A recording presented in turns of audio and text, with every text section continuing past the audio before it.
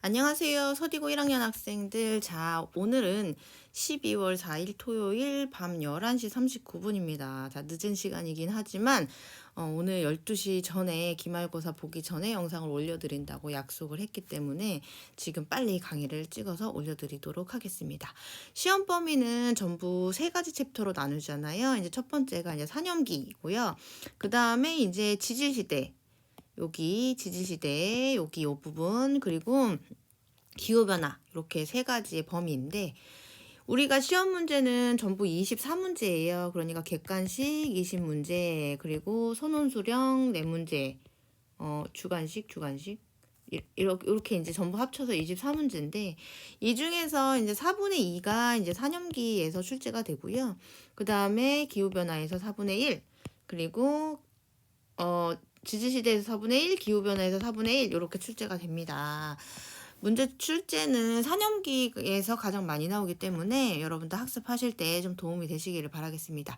시험 범위 전부에 대한 내용을 살짝살짝 처음부터 끝까지 소개를 해드릴 테니 지금 언급해드린 내용은 시험 보기 전에 꼭 알고 시험을 보셔야 되는 내용입니다.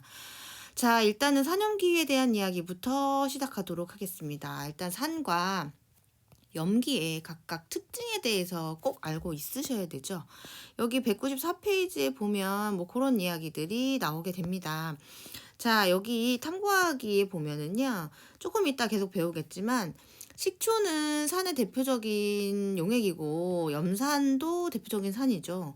제빵소다 수용액은 염기고 수산나트륨 수용액은 대표적인 염기입니다. 그 산과 염기가 붉은 리트머스 그리고 푸른 리트머스 종이와 만났을 때 어떤 색깔을 변화가 나타나는지 마그네슘 리본과 반응하는 애들은 산성만 그리고 탄산칼슘과 반응하는 애들은 산성만 이렇게 나타나게 됩니다. 자, 산과 염기의 성질에 대해서 나오는데요. 이제 먼저 나오는 게 이제 지시약에 대한 색깔 변화예요. 요 내용을 꼭 알고 있으셔야 되겠죠. 지시약은 교과서에서는 페놀프탈레인 용액과 BTB 용액, 메틸오렌지 용액 이렇게 세 가지가 나오는데 페놀프탈레인 용액은 염기하고만 반응을 합니다. 이 색깔이 뭐 우리 교과서 내에서는 붉은색이라고 표현을 해요. 뭐 자주색, 뭐 마젠타색, 뭐 꽃자주색 뭐 이런 색깔도 있겠지만 교과서에서는 이제 붉은색이라고 나타내기 때문에 페놀프탈레인 용액은 염기성과 만나서 붉은색이 된다. 뭐 빨간색이 된다. 뭐 이런 거 다 맞은 설명이라고 고르셔야 되겠죠.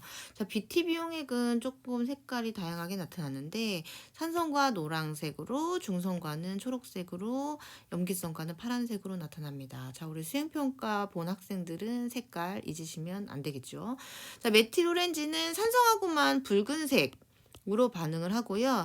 나머지들은 이제 노란색 이렇게 반응을 하지 않습니다. 메틸오렌지 색깔이 원래 이런 색깔이거든요. 그래서 지시약과 용액의 액성과의 색깔에 대해서 용액의 액성에 따른 지시약의 색 변화에 대해서 꼭 알고 있으셔야 됩니다. 자, 산과 염기의 공통적인 성질은 요거예요. 둘 다 전기 전도성이 있다. 그러니까 둘 다 수용액 상태에서 전기 전도성이 있다. 자, 그런데 산과 염기는 다른 성질도 가지죠. 여기 다른 성질 두 가지가 나왔는데 자세한 내용을 뒷장에서 설명드리도록 하겠습니다. 자, 일단은 산의 성질은요. 산이 산성의 성질을 가지는 이유는 수소이온 때문에 그래요. 수소이온 때문에. 자, H라고 되어 있으면 수소, H 플러스라고 되어 있으면 수소이온, H2에 약간 위로 화살표 이렇게 되면 수소기체 이렇게 우리 이해하셔야 되겠죠.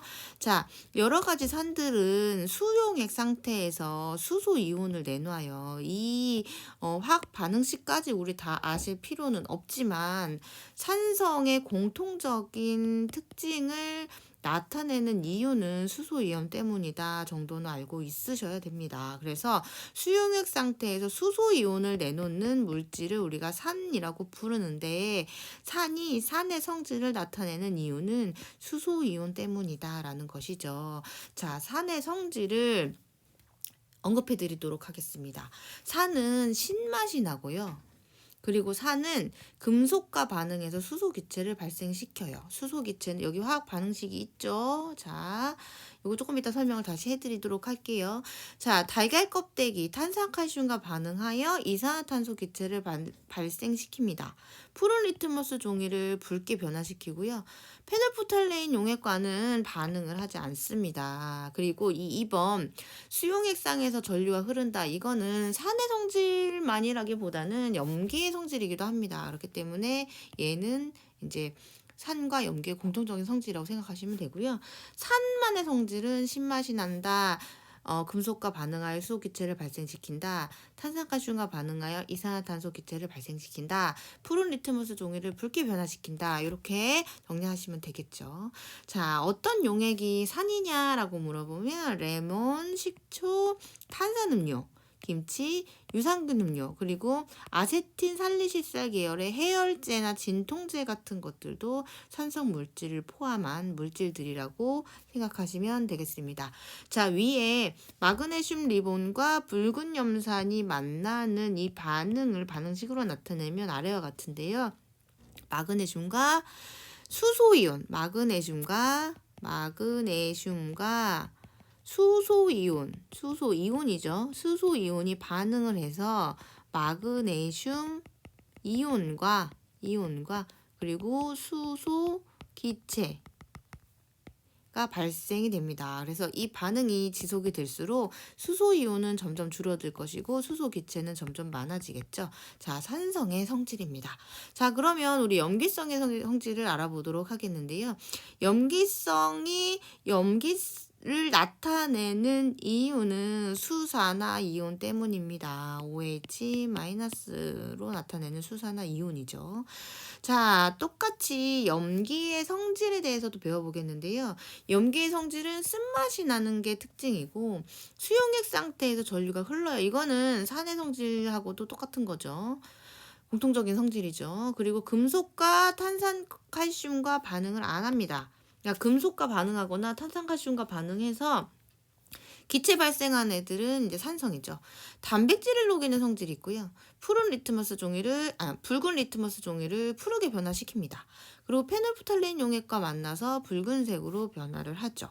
자, 그리고 단백질을 녹이는 성질이 있기 때문에 뭐 비누나 뭐 세제, 세탁세제 혹은 유리세정제 같이 무언가를 닦는 깨끗하게 하는 곳에 염기성의 성질이 사용이 되게 됩니다.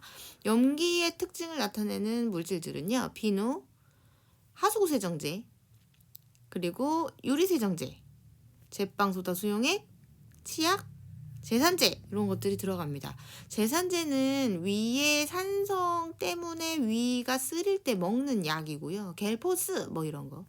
치약은 입 안이 산성화되어 충치가 생길 수 있으므로 산성을 중화시키기 위해서 이제 치약은 염기의 성질을 가져야 됩니다. 그래서 산과 염기의 공통적인 성질과 산과 염기만이 갖는 특징을 세분화해서 설명을 해드렸으니 그 내용을 잘 숙지를 하시기 바라겠습니다. 여기 정리가 된 내용이 있죠. 읽어보시고요. 자, 우리 주변에 산염기가 있는데 산성들은 어떤 것들이 있느냐. 이제 비타민 C 산성이 있고요. 식초, 김치, 유산균 음료, 과일 주스, 자, 그리고 탄산음료, 그리고 살리실산이 원료로 되어 있는 해열제나 진통제는 수소이온을 공통적으로 가지고 있습니다. 반대로 유리세정제, 그리고 치약, 여기에는 수산화 이온을 가지는 염기성인 특징을 가지겠죠. 됐죠? 자, 넘어가도록 하겠습니다. 여기 대기 중에 이산화탄소는 해양의 산성화에 어떤 영향을 줄까? 이 내용을 쭉 읽어보시면 될 것 같고요. 결과적으로는 수소이온 농도가 이제 우리의 해양을 산성화 시킨다. 뭐 이런 내용에 대해서 정리하시면 될 것 같아요. 넘어가도록 하겠습니다. 산과 염기가 만나면 어떻게 될까?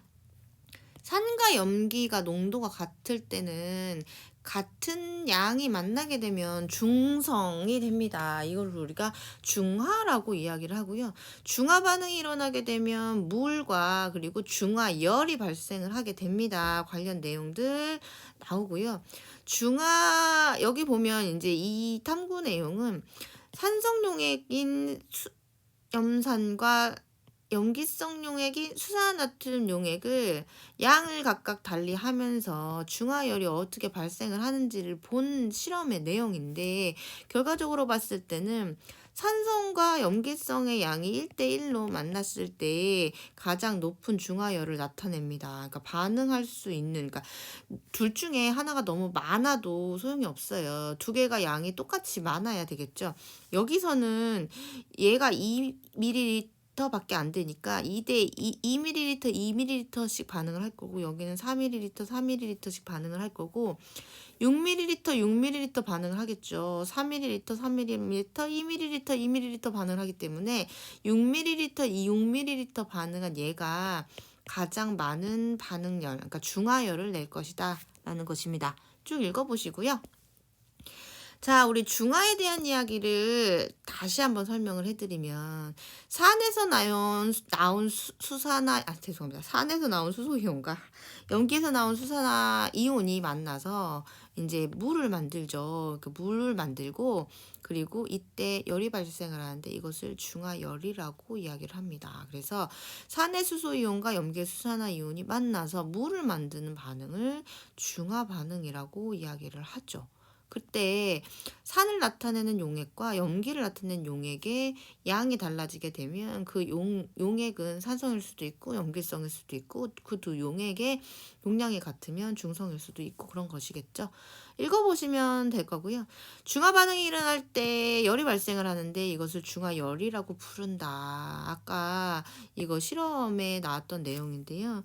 얘네 둘이 이제 가장 1대1로 만났을 때 6ml, 6ml가 다 반응을 하게 되기 때문에 이때 가장 높은 열을 나타낸다. 이런 정도 알고 있으시면 될 것 같습니다. 자, 생활 속의 중화 반응을 찾아라. 산과 염기가 만나서 중화되는 경우를 이야기를 해드리면은요. 생선에 비린내가 나기 때문에, 비린내가 이제 염기 때문인데 레몬인 산의 성질을 더해서 중화시킨다. 자, 그리고 입안에 음식물이 분해되면 산이 생기기 때문에 치약, 염기인 치약을 이용해서 중화를 시킨다. 자, 벌이 쏘이면 뭐 개미산 뭐 이런 얘기도 있잖아요. 그러니까 벌이나 개미가 쏘이면 이 독이 산을 나타내기 때문에 치약이나 탄산수 나트륨 수용액을 바르면, 혹은 암모니아수 같은 거를 바르면 붓기를 가라앉힐 수 있다. 뭐 그리고 제산제는 산성 때문에 위가 통증을 받는 것이기 때문에 염기를 넣어주게 되면, 염기성인 제산제를 먹게 되면 통증을 좀 줄일 수가 있다. 그리고 뭐 질소를 이용해서 염기성을 띤 질소화합물을 만들어. 이게 무슨 얘기냐면, 토양이 산성화가 되면 염기성인 질소화합물을 넣어줄 수 있는 뭐 어쩌고 해서 중화를 시킨다. 뭐 이런 이야기겠죠. 그래서 우리 일상생활에서 볼 수 있는 중화 반응과 그리고 각각의 산과 염기가 어떤 애들인지를 파악을 하시기를 바라겠습니다. 자, 더불어 산성화된 호수에 석회가루를 뿌려준다든지, 혹은 오염물질이 되는 이산화황을 줄이기 위해서 염기로 중화를 해준다든지, 뭐 이런 것들도 중화의 예가 됩니다. 쭉 읽어보시고요. 자, 중화 반응의 원리를 읽어보시면 될 것 같습니다. 산성화된 토양을 중화시키기 위해서 염기성인 물질을 뭐 준다든지, 뭐 석회가루를 뿌린다든지, 뭐 관련 내용들이 있으니까 읽어보시고요. 산과 염기는 여기서 끝이네요. 산과 염기의 중요한 거는 산의 성질, 염기의 성질, 두 개의 공통적인 성질, 다른 성질, 그리고 산과 염기의 성질에 의해서 다르게 나타나는 지시약의 색깔 변화, 그리고 중화 반응, 중화열, 그리고 중화 반응의 일상생활에서 볼 수 있는 중화 반응들에 대해서 살펴보시면 될 것 같습니다. 자, 우리 화석이 알려주는 지구의 과거 이야기, 그러니까 지질시대인데요. 자, 요 내용을 우리가 수업 시간에 이제 다루지는 못했는데 읽어보도록 하겠습니다. 2009년에 우리나라 연구팀이 몽골의 고비 사막에서 데이노 케이루스라는 공룡 화석을 발견을 했대요. 고비 사막은 현재는 건조한 지역이잖아요. 그런데 이 고비 사막에서 데이노 케이루스라는 공룡 화석이 발견이 됐는데 보니까 이런 특징을 나타내고 있대요. 공룡 화석에서 위석이 발견되었고 주변에는 물고기 화석도 있었대요. 그렇다는 이야기는 위석은 동물의 소화기관에서 발견되는 돌로 식물의 거친 잎을 잘게 부수는 용도로 사용을 했대요. 이 공룡의 화석에서 위석이 발견됐다는 이유는 이 공룡의 식습관이 식물을 먹는 공룡이었다라는 것을 알 수 있겠죠. 그리고 주변에 물고기 화석이 있었어라는 것은 이 공룡이 살았었을 당시에 호수나 바다가 있었을 것으로 추정이 된다는 거겠죠. 그러니까 그럼 이 공룡은 주로 식물을 먹고 살았겠네라고 우리가 추정을 할 수가 있겠고요. 그리고 현재 이 화석이 발견된 곳은 건조한 사막이지만 과거에는 이 지역에 물고기 화석이 발견된 것으로 보아 물가였거나 혹은 호수나 강가 혹은 바다였을 것으로 추정이 된다라고 설명이 되어질 수 있겠죠. 저 요 내용을 잘 숙지를 해두시고요. 자, 지질시대 구분은 우리 말씀드린 데처럼 생물의 급격한 변화를 기준으로 성칸부리 시대, 고생대, 중생대, 신생대 이렇게 구분을 했어요. 얘네들의 상대적인 길이는 성칸부리아 시대가 되게 길고요. 그 다음에 고생대, 그 다음에 중생대, 신생대로 상대적 길이를 나타낼 수가 있습니다. 읽어보시면 알고요.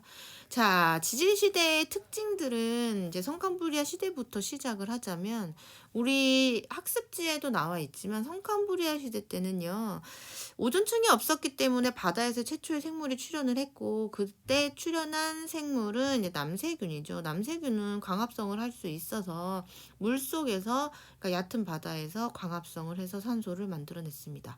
남세균이 켜켜이 쌓여 있는 그래서 화석의 형태로 남아있는 것을 우리가 스트로마톨라이트라고 하고 37억 년 전에 스트로마톨라이트가 지금 현재 우리 지구에 존재한다라고 되어 있습니다.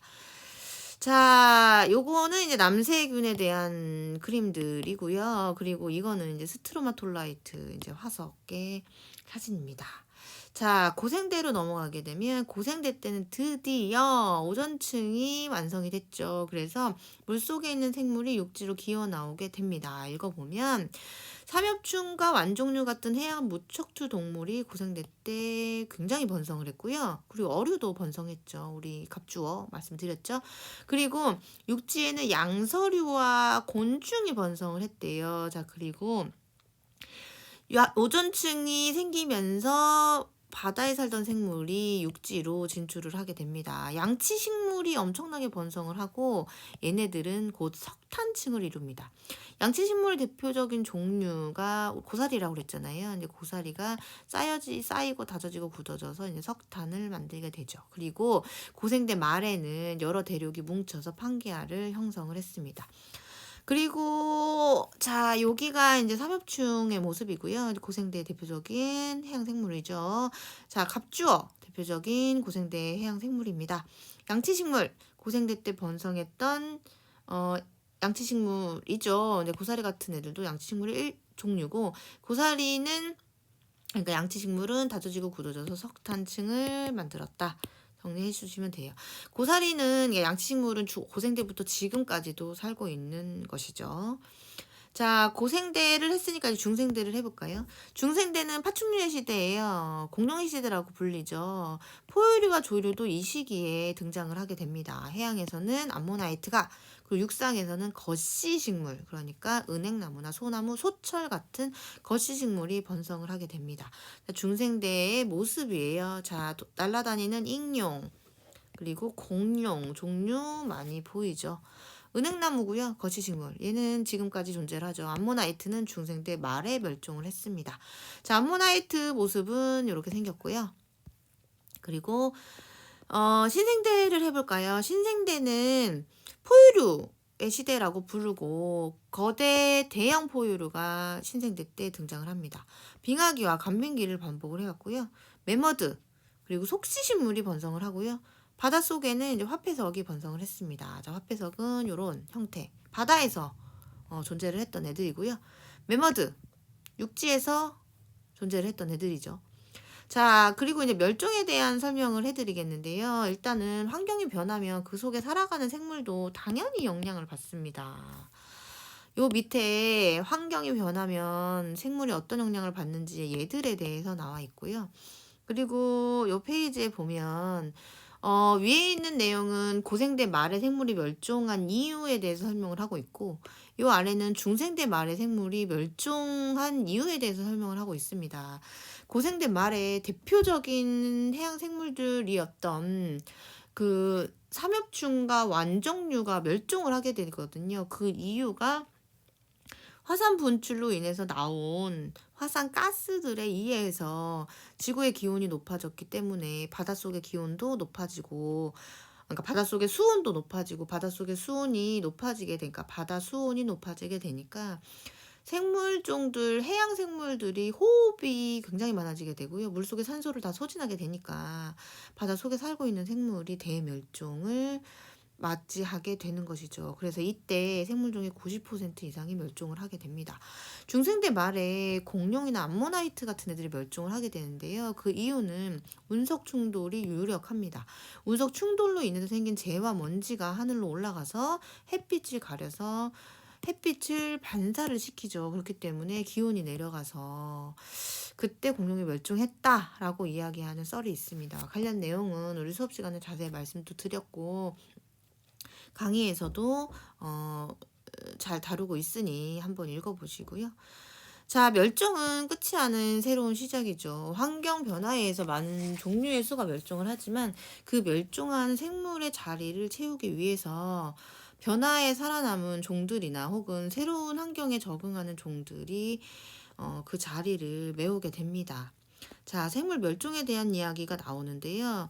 요 그림을 이제 옆에서 이제 보면 이제 1번, 2번, 3번, 4번, 5번의 멸종에 대한 원인이 나와 있고, 지구상에서는 지질시대 동안 크게 5번의 큰 멸종이 있었습니다. 자, 여기 보시면 첫 번째, 두 번째, 세 번째, 네 번째, 다섯 번째 멸종이 있었고요. 세 번째 멸종이 우리 지질 시대 역사상 이제 가장 큰 멸종이라고 볼 수 있겠죠. 고생대 멸종, 그리고 중생대 말의 멸종이 좀 크게 기록이 되고 있습니다.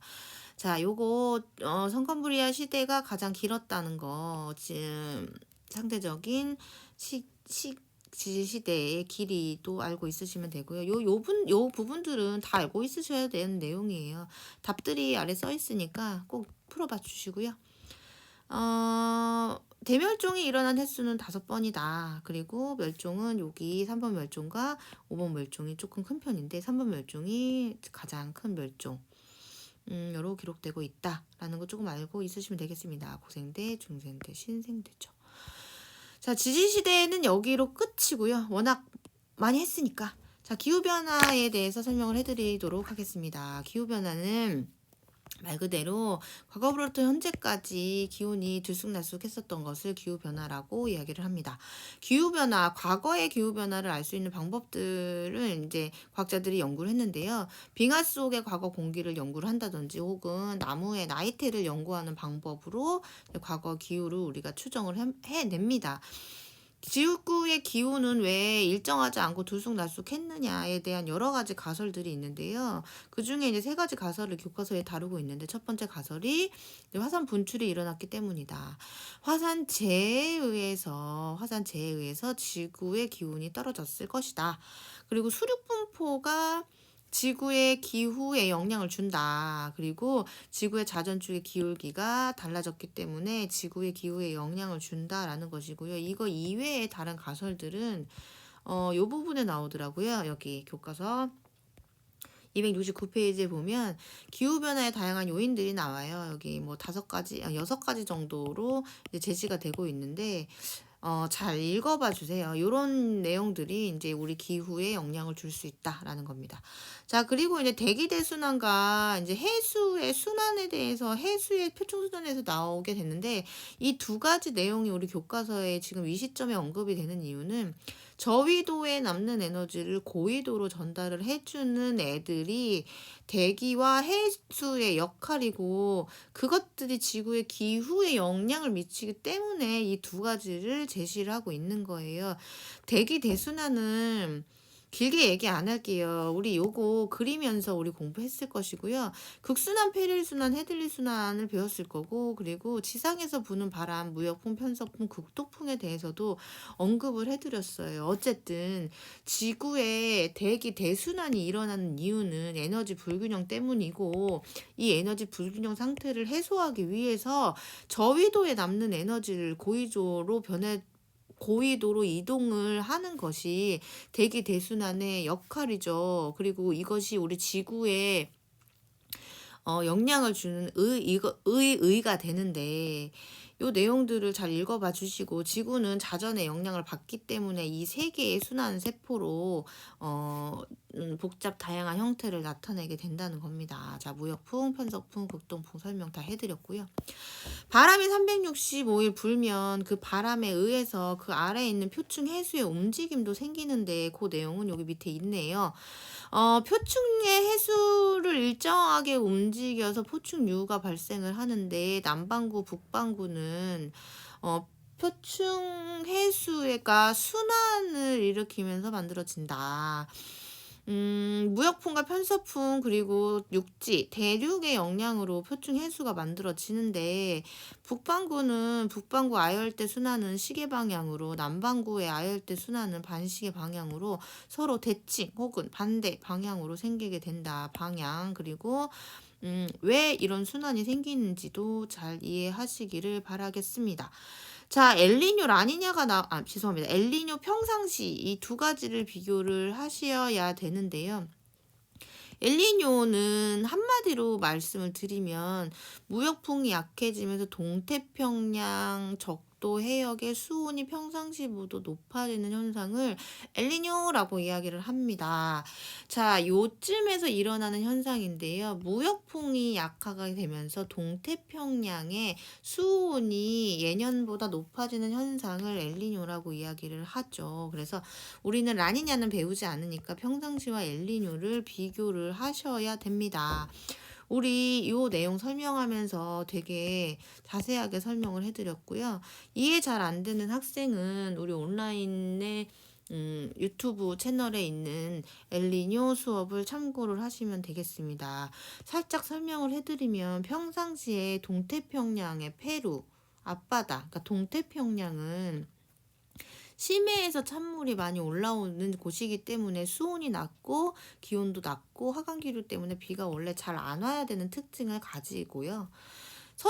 서태평양은 따뜻한 물이 동태평양에서 서태평양으로 옮겨가기 때문에 수온이 높고 기온도 높고 상승기류 발달하고 구름이 잘 만들어지고 비가 많이 내리는 특징을 가지고 있어요. 그러니까 평상시라면 동태평양은 비가 잘 안 오고, 서태평양은 비가 많이 오고, 그리고 동태평양은 심해에서 찬물이 많이 올라오는 형태를 띠는데, 무역풍이 약하게 되면 동태평양의 따뜻한 해수를 서태평양까지 쭉 밀지 못해요. 그래서 중간 정도까지밖에 못 밀고, 그로 인해서 이쪽 해역이 뜨거워지게 됩니다. 그래서 여기 구름이 만들어지고 비가 내리는 형태를 띠는데, 이때를 우리가 엘니뇨라고 이야기를 하죠. 자, 엘니뇨에서의 동태평양의 특징은 평상시에는 찬물이 많이 올라와가지고 수온이 낮아야 되는데, 평상시에 비교해서 찬물이 적게 올라오기 때문에 수온은 높아지게 되고요. 그로 인해서 기온도 높아지고 상승기류가 발달하고, 안 생기던 구름이 만들어지니까 비가 내립니다.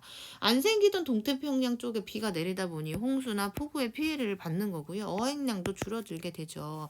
자, 그런데 서쪽 서쪽 서태평양을 비교를 해보면 원래는 따뜻한 물이 쭉 밀어야 되는데 밀지 못하고 아래에서 찬물도 기어 올라오면서 이런 해수의 순환을 나타내게 됩니다. 찬물이 기어 올라오다 보니까 기후 수온도 내려가게 되고 기온도 내려가게 되고 하강기류가 내려오고 평상시와는 다르게 비가 잘 오지 않죠. 그래서 가뭄이나 산불의 피해를 겪게 됩니다. 평상시와 엘니뇨의 특징을 꼭 기억을 해두시고요. 자, 엘니뇨는 평상시와는 달리 엘니뇨가 발생을 하게 되면 동태평양의 적도 부근에 강수량이 늘어나서 폭우와 홍수의 피해를 얻게 된다. 그리고 엘니뇨는 기권과 수권의 상호작용으로 일어나고 엘니뇨는 지구 전체에 영향을 주게 된다라고 배웠습니다. 자, 그래서 이 그림 이해하시고요. 엘니뇨를 이해를 하셨으면 이제 사막화로 넘어가도록 하죠. 사막화의 원인은 건조한 기후가 장기간 계속되면서 토지가 황폐해지는 현상을 사막화라고 하는 것이고, 말 그대로 사막화는 비가 잘 오지 않는 지역에서 발생을 하게 됩니다. 사막화는 자연적인 원인과 인위적인 원인 두 가지로 구분이 되는데요. 자연적인 원인은 대기 대순환 때문에 그래요. 위도 30도 부근의 하강 기류 때문에 비가 잘 오지 않는 곳에서 사막화가 생기고요. 여기 위도 30도 부근에 이제 많은 사막이 생겨 있음을 나타내는 그림입니다. 그러니까 위도 30도 부근에 하강 기류로 인해서 사막이 생기는 현상은 인위적인 게 아니잖아요. 걔는 자연적인 현상이에요. 사막화의 인위적인 원인은 인간의 활동이죠. 그러니까 인간의 활동들이 기후에도 영향을 줄 수 있다는 겁니다. 토지의 과다 경작, 가축의 과잉 방목, 무분별한 산림 벌채 이런 것들은 토지를 황폐화하게 하는데 큰 일조를 하고요. 숲이 사라지게 되면 태양 복사 에너지를 더 많이 반사하고 우리 이거 수업 시간에 설명을 드렸는데 숲이 많은 곳보다 숲이 적은 곳에 반사가 더 잘 돼요. 반사가 많이 일어나게 되면 지표의 온도는 내려가게 되고 하강기류가 발달하게 되니까 구름이 안 만들어지고 그러다 보니까 비가 안 만들어지고 또 하강기류가 발달해서 비가 안 오니까 나무가 죽고 또 사막이 발달을 하게 되고 이제 악순환을 겪게 되는 형태를 가지게 되죠. 읽어보시고요.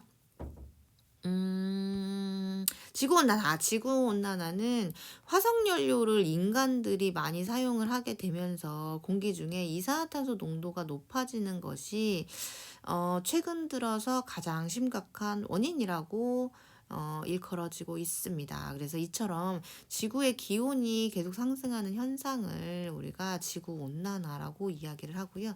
지구온난화를 일으키는 여러 가지 가스들이 있는데 그 중에 이산화탄소가 가장 많은 역할을 차지하고 있죠. 그래서 과거부터 100년 동안 현재 서울의 기온을 재봤을 때 계속 올라가는 양상을 띠고 있습니다. 그래서 100년 동안 우리나라 연평균이 1.5도 이상 상승을 했다. 자, 기후변화를 줄이려는 세계적인 노력과 우리나라의 기후변화에 적응 방안이 나오는데요. 이 내용은 중요하지 않아서가 아니라 읽어보면 아는 내용이기 때문에 넘어가도록 할게요. 그래서 2015년도에 파리 협정이라 그래서 그 여러 나라들이 모여가지고 모든 국가가 자발적으로 이산화탄소 배출의 감축에 참여하겠다라는 이제 결의문을 채택을 한 거예요. 그러니까 예전에는 선진국들만 감축 의무가 있었는데 이제는 지구온난화가 전 세계적인 문제로 대두가 되면서 모든 나라가 온실기체 감축의 의무를 가진다는 것이죠. 그리고 지구온난화 일어나면 여러 가지 환경의 변화들이 예상이 되죠. 열대성 외래 식물이나 병충해가 확산이 되고 그리고 동해에서 참치잡이가 가능하다. 그러니까 생물들이 예전에는 뭐 여기까지 생겼는데 지금은 뭐 여기까지 생긴다라는 둥 뭐 여러 가지 생물에 대한 그러니까 생물과 우리에 대한 여러 가지 상황들이 바뀌겠죠. 그리고 뭐 사과의 재배지가 북상한다든지 뭐 키위 농사일 수 있다든지 바나나 같은 것들도 우리나라 남부지방까지 재배가 된다든지 뭐 이런 내용들이 있고요. 해수면이 높아지기 때문에 뭐 빙하가 녹거나 혹은 해수가 팽창을 하기 때문에 육지가 침수되는 현상들도 우리 환경 변화로 이제 예상이 되겠죠. 그리고 벼의 생산량도 감소하겠죠. 왜냐면은 육지가 물에 잠기기 때문에 그렇게 될 것 같습니다. 뭐 지금까지 이제 지구온난화에 대한 설명도 다 해드렸어요. 자, 우리 뒤에 문제에 보면 이런 내용들 문제 나오거든요. 문제 꼭 한번 풀어보시기를 부탁드릴게요. 자, 여기까지 우리 기말고사 보기 전에 숙지하셔야 될 내용들에 대해서 설명을 해드렸고요. 기말고사는 정말 어렵지 않습니다. 그렇지만 범위가 많기 때문에 꼼꼼히 읽어보셔야 될 내용들이 많아요. 시험 공부에 대한 도움이 되기를 바라고 여러분들 좋은 성과 있으시길 바라겠습니다. 저는 1학년 서디고 학생들의 좋은 성적을 늘 응원합니다. 여기까지 여러분들과 함께하는 마지막 수업이 되겠네요. 자, 우리 기말고사 끝나고 학교에서 좋은 얼굴로 뵙도록 하겠습니다. 건강 유의하시고요. 자, 그러면 오늘 강의는 여기까지 하도록 하겠습니다.